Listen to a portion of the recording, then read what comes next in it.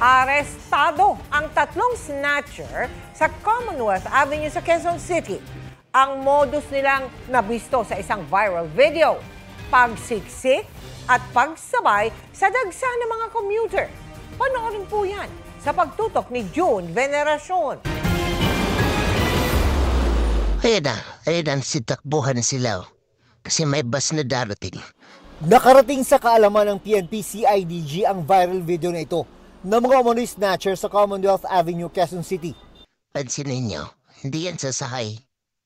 Ayan na, bumaba sila. Wala na, finish na. Kahapon, muling umatake ang mga suspect sa Commonwealth Avenue. Isang babae ang kanilang nakuhanan ng cellphone. Nandun ang mga pulis, kaya narespondihan agad ang paghingi ng tulong ng biktima.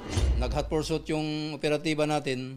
5 ito sila. Yung 3, nahuli natin, pero yung 2, nakatakas.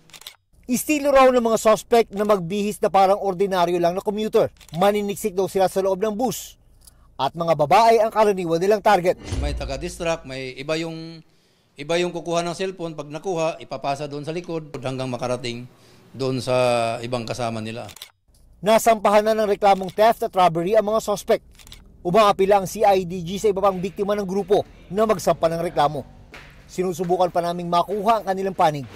Para sa GMA Integrated News, June Veneracion, nakatutok 24 oras.